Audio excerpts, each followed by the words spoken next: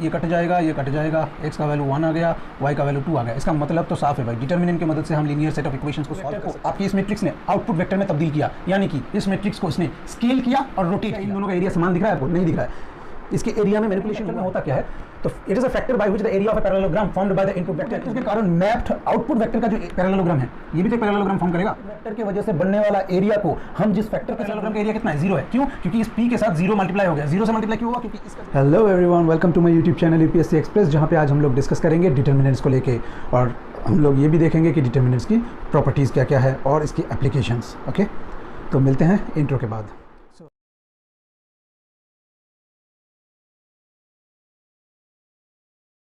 So hello everyone, welcome once again. Now we are going to discuss about the determinants. मुझे इतना पता है कि सब लोगों को डिटर्मिनेंट्स कैलकुलेट करना आता ही है, तो सही को फॉर्मेलिटी मैं एक डिटर्मिनेंट्स निकाल देता हूँ, जैसे कि 1 2 3 4 5 and 6 7 8 9 मान के चलिए ये एक 3x3 मैट्रिक्स है, इसका हमें डिटर्मिनेंट्स निकालना है। डिटर्मिनेंट्स निकालना आता तो सभी को है, फिर भी एक फॉर्मेलिटी के लिए मैं इसको कैलकुलेट करता हूँ, प्लस माइनस प्लस। ठीक है, तो पहले वाले इस कंपोनेंट को लेंगे और इसके रो एंड कॉलम को सीज कर देंगे या फिर फ्रीज कर देंगे। Then you are left with 2 into 2 matrix, then 5 into 9 first, 5 into 9 minus 6 into 8, then second component will be written with minus sign. Okay, then again freeze this row and column, then 4 into 9 minus 7 into 6 7 into 6, then plus 3 4 into 8 4 into 8, then minus 5 into 7. Okay, now solving this we will get the determinant of this matrix.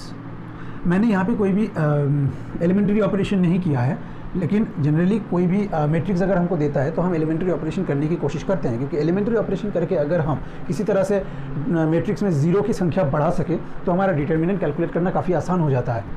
तो अभी देखते हैं, 45 minus 48 minus 2 36 minus 42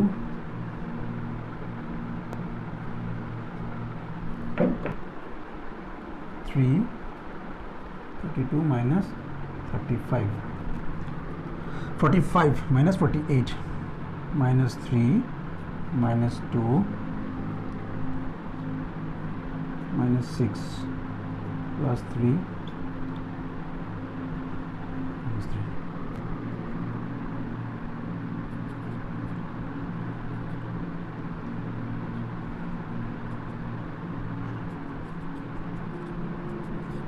हमारा इसका determinant जो है वो 0 आ गया।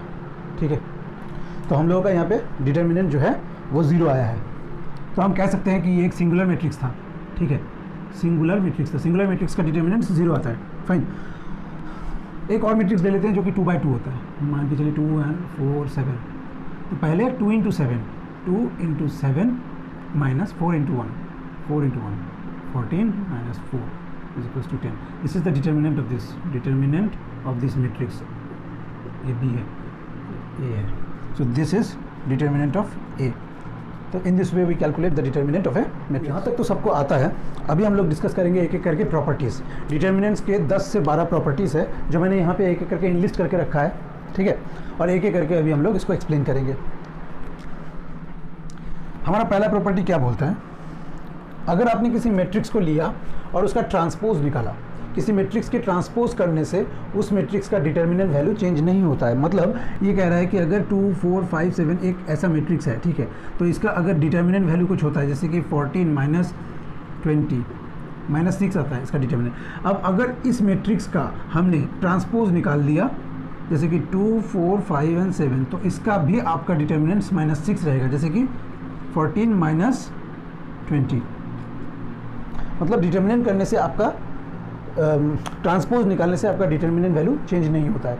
ओके, सेकंड थिंग क्या बोलता है कि एनी रो और कॉलम इफ इक्वल्स टू 0, अगर कोई भी एक मैट्रिक्स का कोई भी कॉलम पूरी तरह से 0 हो जाता है, कोई भी कॉलम, या फिर मान के चलिए कोई भी रो अगर पूरी तरह से 0 हो जाता है, बाकी सब नॉन ज़ीरो होता है, तो उस मैट्रिक्स का जो डिटर्मिनेंट है उसको हम डायरेक्टली 0 बता सकते हैं। Okay, so this is the second property.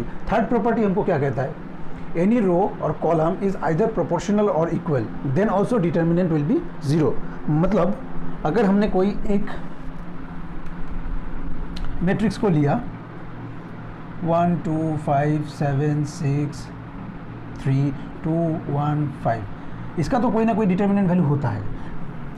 Second वाला क्या बोलता है कि अगर कोई भी रो पूरी तरह से ज़ीरो है या फिर एक कॉलम पूरी तरह से ज़ीरो है तो उसका डिटर्मिनेंट वैल्यू ज़ीरो हो जाता है, ठीक है। और थर्ड वाला प्रॉपर्टी कह रहा है कि कोई भी अगर कॉलम या फिर रो, हम यहाँ पे रो लेके चलते हैं, अगर कोई भी रो प्रोपोर्शनल है या फिर इक्वल है, इक्वल है मतलब 1 2 5 दे दिया, देखिए रो 1 एंड रो 3 इक्वल है कि नहीं, तो इसका डिटर्मिनेंट वैल्यू भी ज़ीरो आएगा। अगर ये प्रोपोर्शनल होता है, प्रोपोर्शनल मतलब मान के चलिए 3 6 15 हो गया, देखिए R1 को अगर आपने 3 से मल्टीप्लाई कर दिया तो आपको R3 मिलेगा। That means we can say that the row 3 is proportional to row 1। इस केस में भी इसका डिटर्मिनेंट वैल्यू ज़ीरो आएगा। Then fourth, any row and column if interchanged then your determinant value will be multiplied with -1। जितनी बार आप column and रो को interchange करेंगे, जैसे कि एक 2x2 मैट्रिक्स की मदद से समझते हैं, मान के चलिए 2 1 5 एंड 4 है, ठीक है, तो इसका डिटर्मिनेंट क्या हो जाएगा 8 - 5 दैट इज़ 3। ओके, अभी ये वाला कॉलम को हम इंटरचेंज कर लेते हैं, ठीक है ना। एक बार हमने इंटरचेंज किया, 1 एंड 4 कर दिया, 2 एंड 5 कर दिया, तो इसका डिटर्मिनेंट वैल्यू क्या हो जाएगा पता है, इस दिस इंटू -1, जैसे कि 5 - 8 -3 आ गया, -3 आया। अब अगर किसी रो को फिर से मैं इंटरचेंज कर देता हूँ तो क्या हो रहा, any row and column interchanged, the many time it is interchanged, that many time your determinant value will be multiplied with -1। चलिए एक बार रो को हम इंटरचेंज कर लेते हैं इसके साथ, 4 5 1 एंड 2, तो इसका डिटर्मिनेंट फिर से आपका +3 हो जाएगा, क्योंकि इसके ऊपर फिर से अगर -1 से मल्टीप्लाई करेंगे तो क्या हो जाएगा, +3 हो जाएगा। 4 2 = 8, 5 1 = 5 3, यानी कि आपने एक बार कॉलम को इंटरचेंज किया था, कॉलम को इंटरचेंज किया था, यहाँ पे आपने कॉलम को इंटरचेंज किया था, तो एक बार ये वाला -1 से मल्टीप्लाई हो गया, फिर आपने रो को इंटरचेंज कर दिया था, तो फिर से एक बार -1 से मल्टीप्लाई होके ये +3 हो गया, ठीक है। तो चौथा नंबर प्रॉपर्टी हमको यही बोलता है कि कोई भी रो या कॉलम को अगर आप एक बार स्वाइप करते हो तो एक बार -1 से मल्टीप्लाई होगा, अगर हमने 2 बार किया तो 2 बार -1 से मल्टीप्लाई होगा और आपका डिटर्मिनेंट फिर से रीसेट हो जाएगा। फिफ्थ प्रॉपर्टी क्या कह रहा है कि एक मैट्रिक्स को आप मल्टीप्लाई करके उसका डिटर्मिनेंट निकाले या फिर इंडिविजुअली आप इसको निकाल के मल्टीप्लाई करें, बराबर आएगा, ठीक है। एंड सिक्स्थ प्रॉपर्टी जो हमने ऑर्थोगोनल वाले वीडियो, जो लास्ट वीडियो है उसमें भी हमने डिस्कस किया था कि ऑर्थोगोनल मैट्रिक्स का डिटर्मिनेंट या तो +1 होता है या फिर -1 होता है, ठीक है। सेकेंड, ये वाला प्रॉपर्टी भी हमने बताया था। देखिए अगर आपने एक मैट्रिक्स लिया जैसे कि 1 2 3 4 5 6 8 1 3, इसका हमने डिटर्मिनेंट निकाला, डिटर्मिनेंट मान के चलिए कुछ भी आया, XYZ कुछ भी आया, ये मान के चलिए इसका डिटर्मिनेंट आया, ओके। अगर मैं किसी भी एक रो को किसी कांस्टेंट से मल्टीप्लाई कर देता हूँ, मान के चलिए 2 से मल्टीप्लाई कर दिया, 2 से मैंने मल्टीप्लाई कर दिया इस रो को, या फिर किसी भी रो को, एक रो को मैंने 2 से मल्टीप्लाई किया, तो पता है आपको 2 से मल्टीप्लाई करने के बाद क्या आएगा, 2 4 एंड 6, 4 5 6 8 1 3, तो इसका डिटर्मिनेंट क्या हो जाएगा 2x, यही बोल रहा है। एक मैट्रिक्स है ABCDEFGHI, इसको इसका एक रो या फिर एक कॉलम के साथ अगर हमने एक कांस्टेंट को मल्टीप्लाई किया तो इसका डिटर्मिनेंट हो जाएगा कांस्टेंट इनटू दिस। अब अगर मैंने सभी को मल्टीप्लाई कर दिया होता 2 से सभी को मल्टीप्लाई कर दिया होता, 2 4 6 8 10 12 16 2 6, सबको मैंने 2 से मल्टीप्लाई किया, तो देखिए एक में जब 2 से मल्टीप्लाई किया तो 2x आ गया था, जब दूसरे में भी करेंगे तो क्या हो जाएगा 2 to the power 2 square into x, अगर तीनों में भी किया तो क्या हो जाएगा 2 क्यूब। यहाँ पे एक चीज़ का कन्फ्यूजन हो सकता है, जब हम मैट्रिक्स में किसी भी एक मैट्रिक्स में मान के चलिए ABCD एक मैट्रिक्स है, इस मैट्रिक्स में अगर हमने 5 से मल्टीप्लाई किया, मैट्रिक्स में जब 5 से मल्टीप्लाई किया तो ये सबके साथ मल्टीप्लाई होता है, 5A 5B 5C 5D। आपको अलग अलग 5 लाने की ज़रूरत नहीं होता है। लेकिन डिटर्मिनेंट के केस में आप एक स्केलर से सिर्फ आइदर एक रो को मल्टीप्लाई कर सकते हैं या फिर एक कॉलम को मल्टीप्लाई कर सकते हैं। अगर आपको सभी कॉलम को या फिर सभी रो को मल्टीप्लाई करना है तो आपको उतने टाइम उस स्केलर से मल्टीप्लाई करना होता है। So this is a basic confusion. आपको ऐसा लग सकता है कि मैट्रिक्स में हम 5 से मल्टीप्लाई किए तो सबसे मल्टीप्लाई हो गया, तो यहाँ पे एक बार 2 से मल्टीप्लाई करने से सिर्फ एक के साथ ही क्यों मल्टीप्लाई होता है? ऐसा ही होता है, ठीक है। तो ये वाला प्रॉपर्टी हमने डिस्कस किया था जब हम ऑर्थोगोनल वेक्टर के बारे में बात कर रहे थे और बोले थे कि प्रॉपर्टी एक है कि अगर आपने किसी मैट्रिक्स को एक कांस्टेंट से मल्टीप्लाई किया तो उसका determinant k to the power n हो जाएगा, where a is the matrix of nth order, n into n का एक मैट्रिक्स है a। So that I discussed in the previous video as well. 9th property क्या बोलता है? Any elementary operation does not affect the determinant.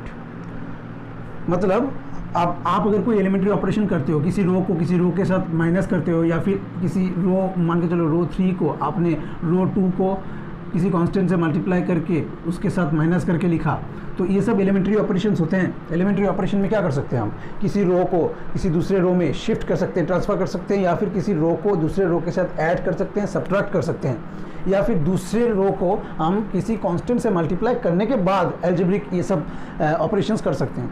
एक basic example के तौर पे अगर हम बताएं, मान के चलिए 2 and 4 लिया, 5 and 1 लिया, ओके, तो इसका डिटर्मिनेंट वैल्यू क्या हो जाएगा? 2 minus 20, it gives you -18। Fine. अब हम इस रो 2 को रो 1 से माइनस कर देंगे, मतलब रो 2 माइनस रो 1 करके यहाँ पे लिखेंगे। रो 1 सेम टू सेम रहेगा क्योंकि मैं कोई भी चेंजेस नहीं कर रहा हूँ रो 1 में, हम रो 2 में चेंजेस कर रहे हैं। Row 2 will be row 2 minus row 1, row 2 minus row 1, 5 minus 2 कितना होता है?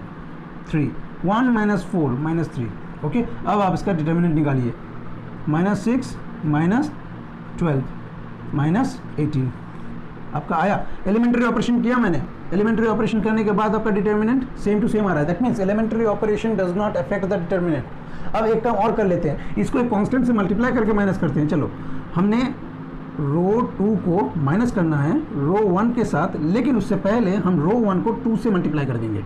रो 1 को 2 से मल्टीप्लाई करके इससे माइनस करेंगे, तो रो 1 में कोई चेंजेस नहीं होगा। रो 1 में हम लोग कोई बदलाव नहीं कर रहे हैं, हम सिर्फ रो 2 की बदलाव कर रहे हैं, ठीक है। तो रो 2 का बदलाव हम कैसे करेंगे? रो 2 माइनस 2 इंटू रो 1। अब इसको 2 से मल्टीप्लाई करेंगे, क्या हो जाएगा? 4। 5 माइनस 4 क्या हो जाएगा? 1। इसको 2 से मल्टीप्लाई करेंगे, क्या हो जाएगा? 8। 1 माइनस 8 क्या हो जाएगा? -7। करिए, इसका डिटर्मिनेंट क्या हो जाता है? -14 -4। 7 into 2 -14, 1 into 4 -4, okay. So here comes -18. There is no change. So elementary operation does not affect the determinants, okay. 10 number property,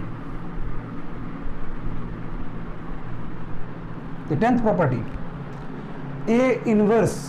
अभी तक हमने इन्वर्स निकालना देखा नहीं है, नेक्स्ट आगे आने वाले वीडियो में हम लोग इन्वर्स के बारे में भी डिस्कस करेंगे। और इन्वर्स कैलकुलेट करते वक्त आपको डिटर्मिनेंट का भी नॉलेज होना जरूरी है, इसलिए पहले डिटर्मिनेंट्स को डिस्कस करेंगे, फिर हम इन्वर्स और एडजॉइंट के बारे में डिस्कस करेंगे। तो इन्वर्स, ये ए इन्वर्स का डिटर्मिनेंट्स क्या होता है? इन्वर्स उल्टा हो जाता है। जैसे कि एक मैट्रिक्स है, इसका डिटर्मिनेंट वैल्यू मान के चलिए 3 आया, तो अगर हमने ए इन्वर्स लिखा तो इसका 1/3 हो जाएगा। अब जैसे कि हम स्केलर के साथ करते हैं, स्केलर को अगर 3 to the power -1 करते हैं तो क्या लिखते हैं? 1/3 लिखते हैं। लेकिन हम मैट्रिक्स के इन्वर्स में हम 1 ऐसा नहीं लिख सकते हैं, हम ऐसे नहीं लिखते हैं, हम सिर्फ ए इन्वर्स लिखते हैं। ए इन्वर्स मतलब उल्टा ही है ना, लेकिन मैट्रिक्स में हम लोग 1/a नहीं लिखते हैं, लेकिन स्केलर के केस में हम लोग लिख सकते हैं ऐसा। तो अगर किसी मैट्रिक्स का डिटर्मिनेंट वैल्यू 3 है तो उसका ए इन्वर्स का डिटर्मिनेंट वैल्यू क्या हो जाएगा? 1/3।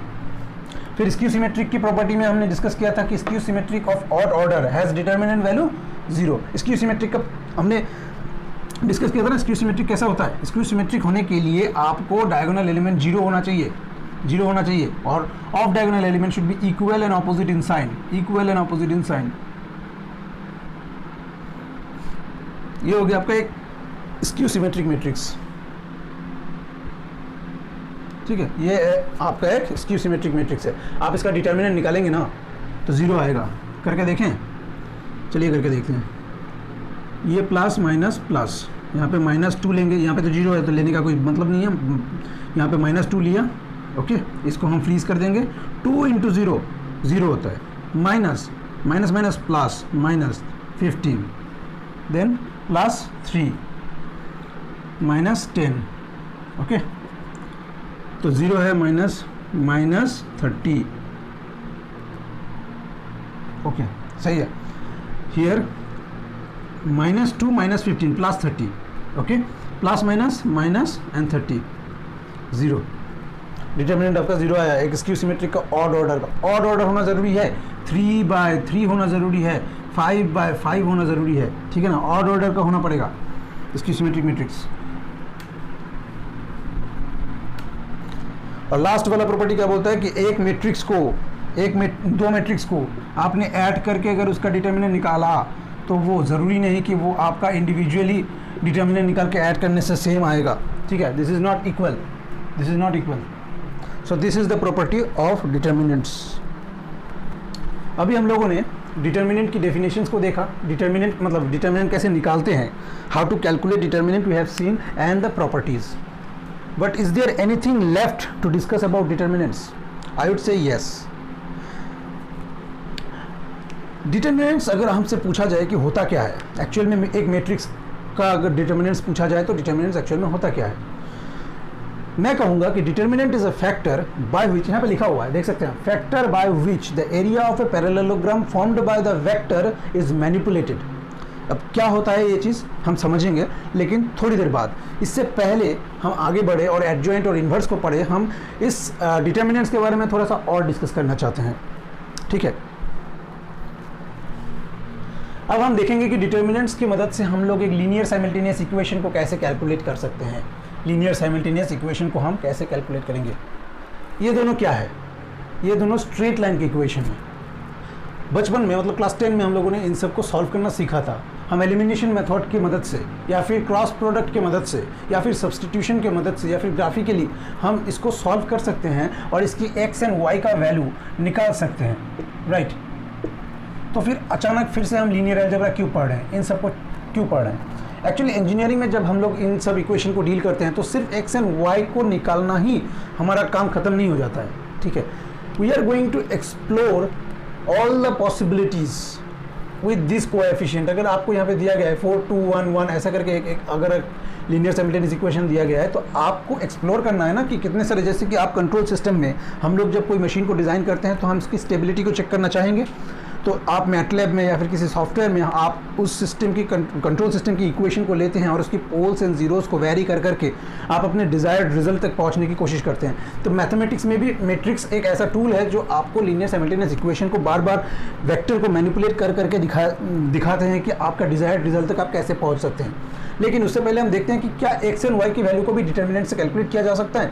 हाँ, ज़रूर जा सकता है। मैं बताता हूँ आपको। ये एक स्ट्रेट लाइन का इक्वेशन है, राइट। ये मान के चलिए ऐसा है, ये दूसरा वाला लाइन मान के चलिए ऐसे जा रहा है, तो यहाँ पे ये इंटरसेक्ट कर रहा है। दो लाइन जब एक पॉइंट पे इंटरसेक्ट करता है तो मैं कहूँगा कि this set of equation has a unique solution. Unique solution जब पैरेलल हो जाएगा तब हम बोलेंगे कि नो सॉल्यूशन, ठीक है। जब कॉन्करेंट हो जाएगा या फिर एक दूसरे के ऊपर से जाएगा, दो लाइन एक दूसरे के ऊपर जा रहा है, कोइंसाइड कर रहा है, तो हम कहेंगे कि infinite number of solution. Fine. तो इस केस में हम लोग क्लियरली देख पा रहे हैं कि it has some unique solution, और इस सॉल्यूशन का एक्स का कुछ वैल्यू होगा और वाई का कुछ वैल्यू होगा। हम इसको ही इनपुट वेक्टर कहते हैं। इनपुट वेक्टर कहते हैं। कैसे? हम इसको मैट्रिक्स के फॉर्म में लिखेंगे। पहले हम देखते हैं कि एक्स एंड वाई की वैल्यू को हम कैसे कैलकुलेट करेंगे डिटर्मिनेंट्स की मदद से। 4 2 1 1 ये हमारा एक मैट्रिक्स है, एक्स एंड वाई, और ये है आपका 8 and 3। ये एक, इसको हम कहते हैं इनपुट वेक्टर। इनपुट वेक्टर ये इसको बोल रहा है, इस लाइन को बोल रहा है, ओरिजिन से लेकर के ये वाला जो पोजीशन वेक्टर आप देख पा रहे हो, और इसको हम बोल रहे हैं आउटपुट वेक्टर। इसको हम बोल रहे हैं आउटपुट वेक्टर। मतलब ये कह रहा है कि दिस एक्स वाई वैल्यू, मतलब किसी भी इनपुट वैल्यू को आप इस मैट्रिक्स के साथ मल्टीप्लाई करोगे तो कुछ ना कुछ आउटपुट वेक्टर आएगा। मैंने पहले बोला था मैट्रिक्स की शुरुआत में कि matrix actually deals with the vectors. It rotates the vector, it scales the vector. जैसे कि मान के चलिए अभी हम इसका इक्वेशन डिटर्मिनेंट की मदद से हम पहले एक्स एंड वाई की वैल्यू निकाल लेते हैं। मान के चलते इसका डिटर्मिनेंट्स क्या हो जाएगा, निकाल लेते हैं। 4 × 1 4 - 2 क्या हो जाएगा 2। ओके, एक्स की डिटर्मिनेंट्स निकाल लेते हैं। एक्स का डिटर्मिनेंट्स क्या होगा, पहले हम ये वाला लिखेंगे कोएफिशिएंट 8 3, फिर y की कोएफिशिएंट को लिखेंगे 2 and 1, एंड y का क्या हो जाएगा, y का क्या हो जाएगा, पहले 4 and 1 लिखेंगे, 4 and 1, फिर 8 and 3। चलिए इसका डिटर्मिनेंट निकाल लेते हैं। 8 माइनस 6 2, y का डिटर्मिनेंट निकालेंगे 12 माइनस 8 4। अब आपको x का वैल्यू निकालना है ना, चलिए इसको ax लिख देते हैं, ये ay लिख देते हैं, ये ax है, ये ay है। अब आपको अगर x का वैल्यू चाहिए ना, तो x का वैल्यू हम ऐसे निकालेंगे, ax का determinant divided by determinant this, मतलब इस मैट्रिक्स का डिटर्मिनेंट नीचे आएगा, और y के केस में भी ay बाय इसी मैट्रिक्स का डिटर्मिनेंट आएगा। इस मैट्रिक्स का डिटर्मिनेंट क्या आया है हमारा, 2 आया है, तो नीचे आएगा 2। ax का वैल्यू क्या आया है, 2 आया है। y यहाँ पे नीचे 2 आएगा, y का वैल्यू 4 आया था, ठीक है, ये कट जाएगा, ये कट जाएगा, x का वैल्यू 1 आ गया, y का वैल्यू 2 आ गया। इसका मतलब तो साफ है भाई, डिटर्मिनेंट की मदद से हम लीनियर सेट ऑफ इक्वेशंस को सॉल्व कर सकते हैं, और हम बोल सकते हैं कि ये जिस पॉइंट पे इंटरसेक्ट कर रहा है, इस पॉइंट का कोऑर्डिनेट है 1 and 2। ओके, अब देखते हैं कि ये किस तरह से रोटेट करता है। ठीक है, आप एक चीज़ देखिए, मैंने इसको इनपुट वेक्टर बोला, अब ये है आपका input vector x and y is 1 and 2। For this input vector your output vector is 8 and 3। 8 and 3 मतलब आपका आउटपुट वेक्टर कहीं यहाँ पे हो जाएगा, ठीक है, यहाँ पे हो जाएगा, या 8 या 3 मान के चलिए, ठीक है। मतलब एक इनपुट वेक्टर को आपकी इसी मैट्रिक्स ने, इस इनपुट वेक्टर को जब आपने यहाँ पे ये वाला इनपुट वेक्टर दिया, तो इस इनपुट वेक्टर को आपकी इस मैट्रिक्स ने आउटपुट वेक्टर में तब्दील किया, यानी कि इस मैट्रिक्स को इसने स्केल किया और रोटेट किया, स्केल किया और रोटेट किया, बस यही काम करता है ये। अब हम अगर यहाँ पे इनपुट वेक्टर को बदल देंगे तो आउटपुट वेक्टर बदल जाएगा, और इससे हम ट्रैक कर सकते हैं कि इस मैट्रिक्स के वजह से कैसे कैसे मैट्रिक्स का स्केलिंग हो रहा है, कैसे कैसे मैट्रिक्स रोटेट कर रहा है। बस इतना सा काम है। हमने जो बोला था कि ये वेक्टर मैनिपुलेशन करता है, वेक्टर मैनिपुलेशन मतलब यही काम है इसका। एक इनपुट वेक्टर के लिए ये पर्टिकुलरली रोटेट करेगा वेक्टर को, ठीक है ना, और स्केल भी करता है।